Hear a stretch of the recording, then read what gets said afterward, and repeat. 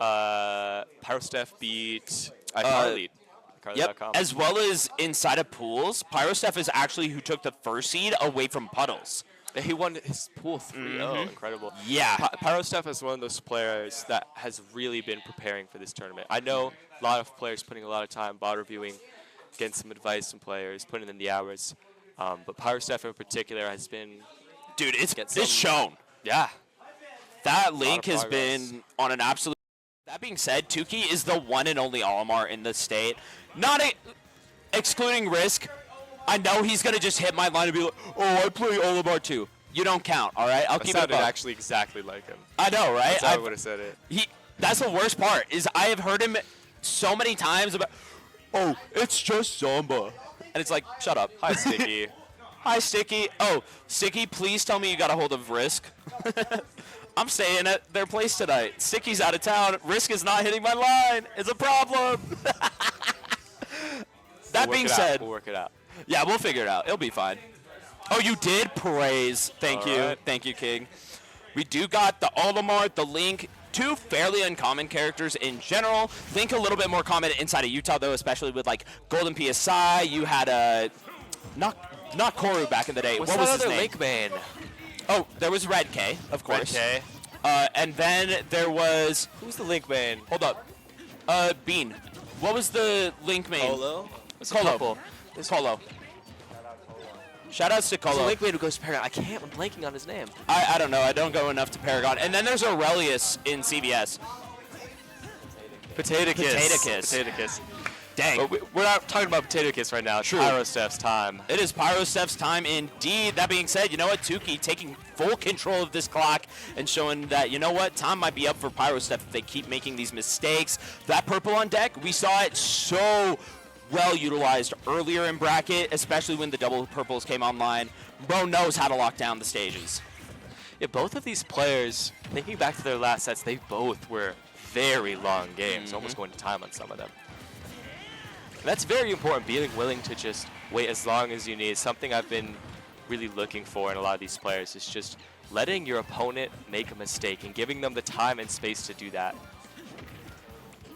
That being said, not wanting to give the time and space to Tookie right there, and sadly being a little bit off on that bomb throw, going to cost him the stage control, and now Tookie able to go ahead and take a little bit of control. The thing is, I haven't seen a lot of these like aggressive combo games from Olimar that has kind of become synonymous. Wait. Oh! We're almost in the Myron zone. Just we're one pull away. Uh-oh, baby. He's in the Myron zone. Oh, well, never mind. Hey, welcome. You are officially a caster. You got your first caster's curse. Or your first commentator's curse. Brought up the Myron zone and immediately killed one of the purples. This is like Myron zone mini. It's all purple. It's not 3 of them. Still very brutal to fight around, having those actual knockback hitboxes on the throws rather than just the tick damage makes it a lot more volatile of a zoner. That being said, right through the zone. On the forward air. That's what PyroSteph has been doing really well all day, is that spacing. When you get in with him, all of a sudden, he's placed perfectly and you are taking the tip of that sword. Alrighty, I love that bomb to go ahead, regain some control. Though the Pikmin placements, Tookie just going to go ahead, throw those, stopping the bombs out. Yeah, it like instantly stops the momentum, doesn't it? That's a big thing. It kind of makes Olimar similar to like Min Min, where there is some like anti-zoner aspects. If you know how to position the Pikmin right, then all of a sudden you stop the capabilities of any other zoners. And the bomb seems like even if it gets stopped, it can still work quite well. You can detonate it to blow up the same Pikmin that hit it. Yeah, which is nice, especially when you see that oh my gosh. Crazy to neutral get up there. Tookie, man of steel. PyroSteph, though, starting to force it at the ledge. The boomerang catch. Olimar. On the right side, good recovery, but still horrid disadvantage. Doesn't quite time it right. Oh. Not sure if that was techable. I didn't quite see. Was? Yeah. No red sparks there, so. Still very difficult to, especially if you don't have game audio to hear the sound. Yeah, that is one of those things. You got to be ready to pull at the trigger.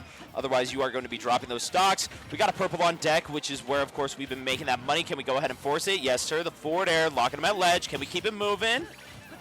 Tookie actually been very willing to give up some of that stage control. And PyroSteph has definitely taken a more careful approach than he normally does. He's a lot more willing to back off when he's not sure what's going on, which is very important when you're playing an unfamiliar character, as I imagine Olimar probably is. Oh, yeah. Already a rare character, and as said, Tookie is the only one. So if you haven't gotten practice with him, you ain't get practice nowhere. Bomb placement, finally getting through those Pikmins. Once again, yeah, jeez. Dude, bomb. He's picking those spots so much better now. I don't know how or like why he was able to figure it out so quickly, but all of a sudden he's found those timings on the Pikmin throws. Yeah, Tookie looking a little lost as to how to find this kill. Ooh. Dude, came so close to that conversion. That would have been so clean. That being said, still in the game if you're Tookie, but man, if you keep taking too many of those aerials, especially with the back hit. Oh. Dude, he was kind of clean with that. He was looking. Yep, that's going to be a stock, but 111 on Olimar. Yeah, that's very high percent, and he was almost at 200 when he died. Yeah, I feel like it's a little bit of an understatement to call this extra credit at this point. Yeah, I mean, Bro went and got a college degree. That stock did its job and more. I hear you in the background. I took your line and made it better. Love you, Prince. Still living. Still very. Oh, the purple calling out. Don't matter, though. Dude. Bomb came down onto the recovery. Those bomb placements.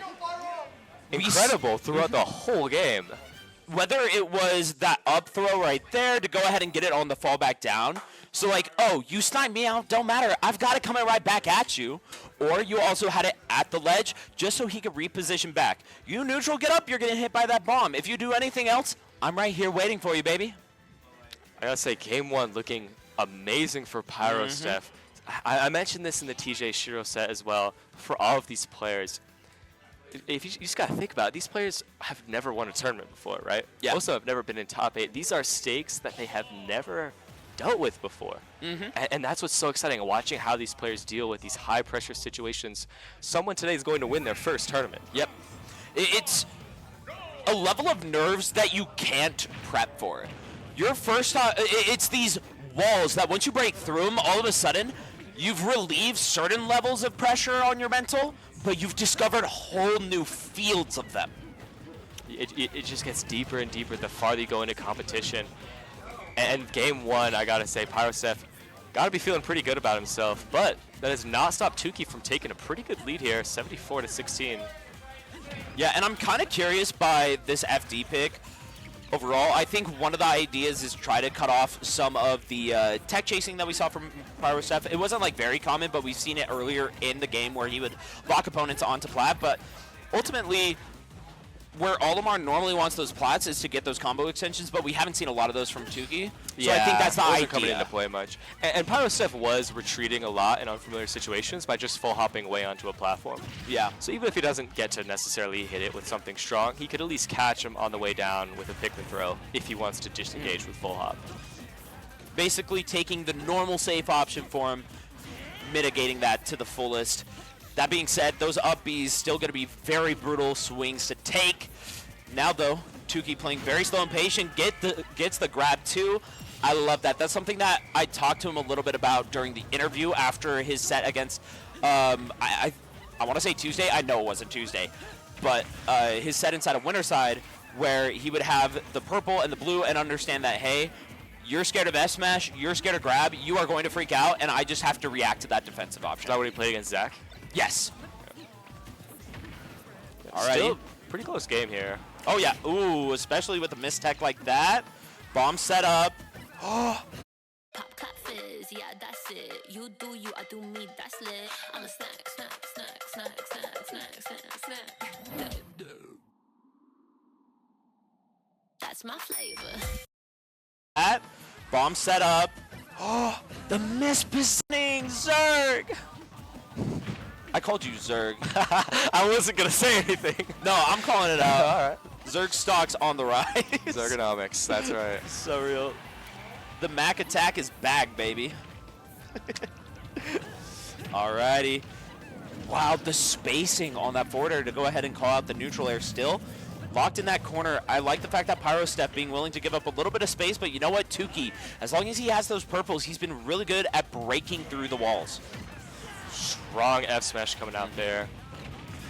It seems like PyroSteph, now that he's on the back foot for the first time in this set, a little more eager to try to run in. And these purples are being placed so well against that aggressive style of play. Myron zone, once again. We'll see how long it lasts.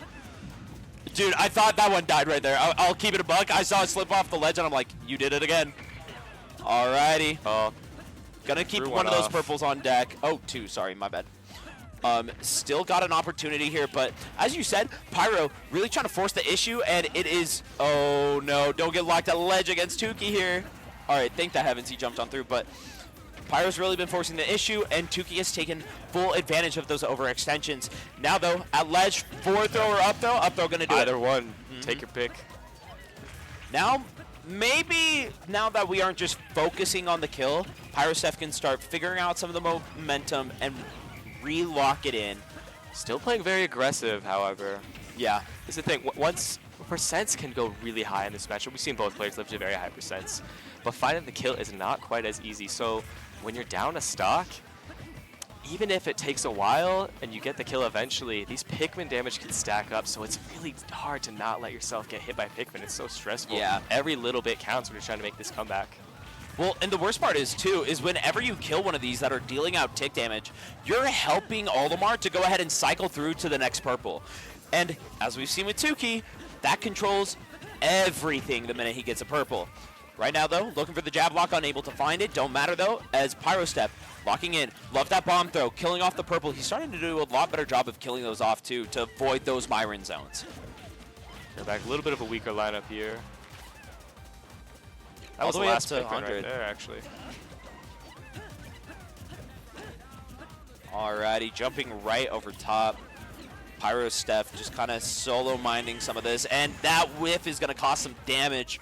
Thankfully not high enough percent to cost the stock, but that is the thing that we saw really allow Tookie to run away with the game, was a focus on trying to force the kill. So if he's forcing the issue, this could be a problem. What answers could we see here? Just spacing the forwarders back to back there. Tookie is very calm in the corner, I gotta say. It's normally a spot where Olimar tends to struggle a lot. Yeah. He's not letting people bully him around in the corner. He's taking his time finding his way out. Very important against someone with huge hitboxes like Link. Hold up, this corner might not be so Strong good. air probably would have killed there. It might have. Up smash still not doing it. Good coverage on the landing. Dude, 163. Normally you're seeing Olimar All the drop Pikmin way getting sooner. thrown out. Alrighty, bomb in play, getting the kill on the purple, just abusing that little guy. Alright, the Nair to come on through. PyroSteph is doing a really good job of just racking up the damage. Finally finds that straight forward air, but it took so long to find that. As you mentioned earlier, we're up to 136. Olimar, not the fastest character, but you get caught in the wrong spot once. Purple up throw, up smash out of shield, back air. So many ways we can find this kill. And that's going to be Up it. throw, there we go. Yeah, just recognizing blues on deck right after that Pikmin throw. Let me snatch you up. You aren't ready to DI this. You're going straight out of the park. Now, going into game 3, what adjustments do you think PyroSteph needs to be making here? I gotta say, well, let's just talk about that last game. Yeah. What really just was playing so well in Tookie's favor is his survivability. He was living very high percents on both stocks, preserving himself really well, and he understands better than most players I've seen today. When you have a lead, it's up to your opponent to make the comeback. That's a lot of pressure. I think PyroSteph was starting to piece together at the end that he doesn't need to be so eager. You notice when stuff was starting to go more in his favor, it wasn't a quick comeback. It was pretty slow. He was getting the Pikmin out of where they were useful. He wasn't trying to go in with the Nair and fair.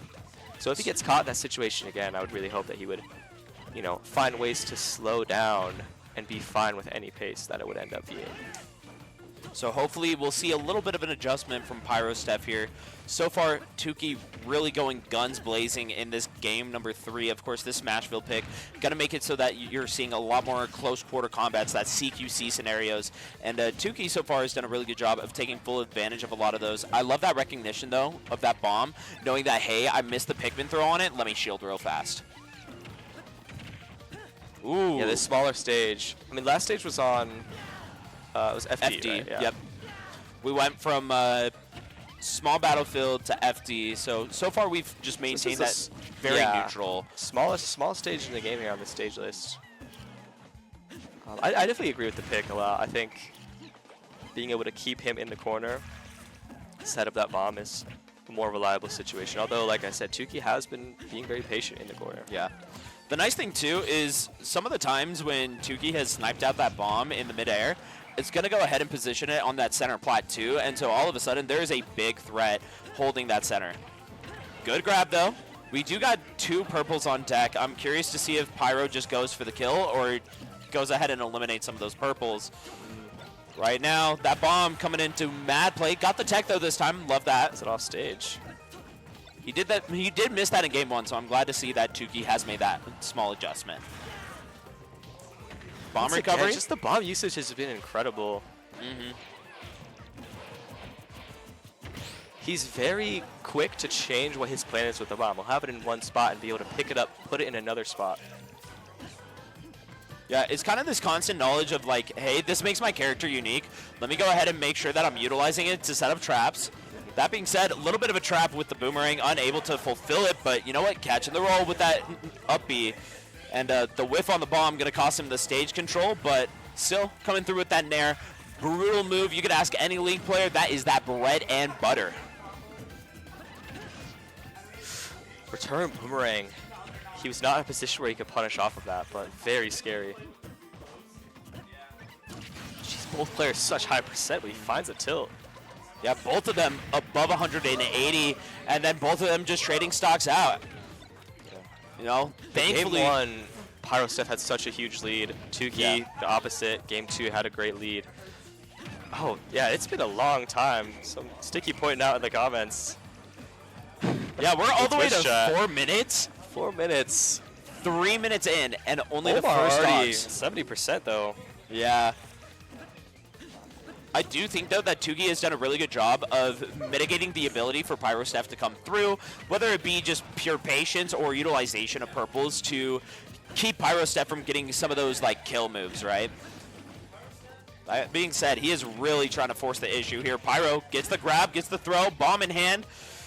Not going to be able to get the kill and not... Oh, what hit him there? I don't know. I don't know what hit Pyro, and I don't know why Tookie died. It sounded like the bomb hit Pyro. But I don't know what hit Tookie. Regardless, we are on to Tookie's last stock. Pyro not going to look a gift horse in the mouth, I'm sure of that. Love that bomb recovery. He actually missed a couple of those earlier, so I'm sure he probably uses the whistle. Dude, I love a good breaker. whistle. I blow my whistle, baby. How old is that song, dude? I have no idea.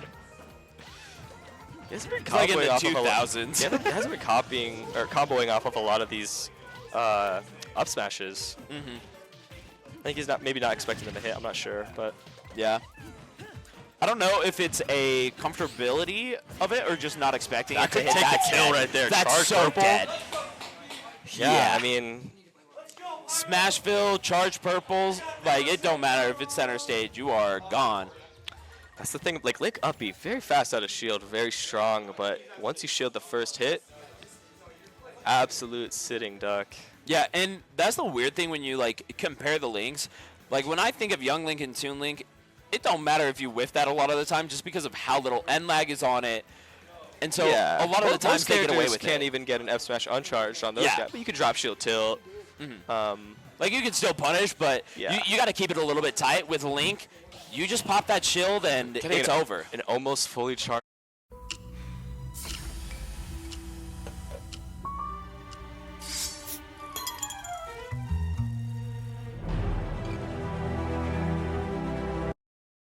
Then it's over. An almost fully charged purple F smash.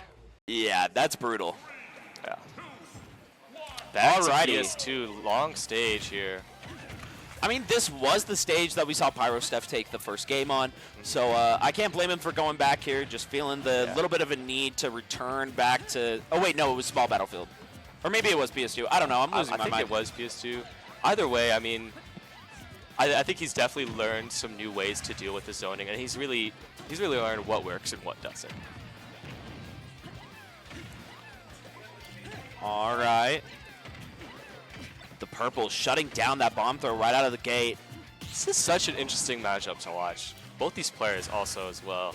Just, I'm really happy that this event is hosted. You know, I will say, one of the things that I never even thought of until watching this set was the utilization of the Pikmin to stop the projectiles.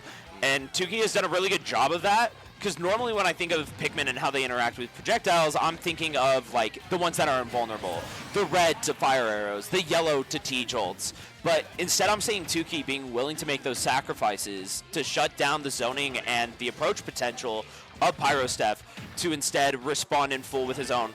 Dude, I don't know what he was cooking, but it was something foul. Yeah, I mean, I'll leave that up to the Olimar players to talk to us about what was going on there, but we are back. That boomerang right in the face of the white Pikmin. The sound, the thud is so funny. It's the one a shot. voluptuous sound. For lack of a better word.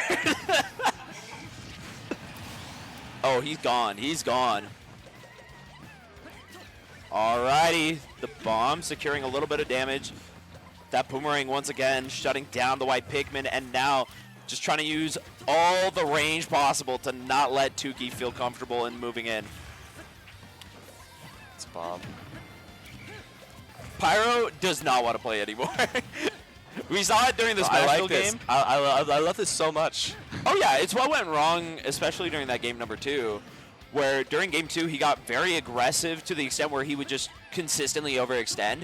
But now we've seen this recognition going into game number 4 of, all right, I need to just slow down. If I don't make mistakes, he can't punish. Yeah, he's not trying to force the issue as much. And Link has so many strong ways to deal with the zoning. What's so interesting about this, it's like Tookie is getting some zoning, and then he'll throw a Pikmin. He'll get like just a really good string, even though it's not necessarily like a hard advantage state. That was, Let me tell you, that purple down air was a hard advantage state though. that was, yeah, I mean, that was brutal. PyroSteph, we're seeing a lot of the same things though. He'll get a bomb, and even after that, once we're back in neutral, a lot of momentum will be on each player's side. These are both kind of like soft setup characters in a way, where once you get one projectile hit, it's really easy to position yourself for the next one to lock them down. Ooh, the forward air catch, keeping it nice and even. No, a little bit more on what you were saying about like soft setups. We saw right there where like Tookie will try to get a latch onto PyroSteph and then utilize knowing that, hey, you have to either take the damage or you got to kill the Pikmin and let me in. That being said, we are seeing a nice little combo and aggression from Pyro right here. The grab into the forward throw, positioning him off the stage and able to get that F smash. PyroSteph needs to take this to game 5 if he wants to stay in. Tookie one stock away from winners finals. No The way! Pikmin extension got him out. No way. What normally could be a betrayal going ahead and saving Tookie out right there. The bomb hit. Oh no. Are we going to see another game 5? So tense. Hold on to your seats, ladies and gentlemen. The conversion from the Nair into the boomerang. The bomb recovery. Oh! Tookie with the up Not smash in on the my bomb area. recovery. Not in the Myron zone, He was baby. ready. Nope. No recovery in the Myron zone. Tookie with that up smash. What a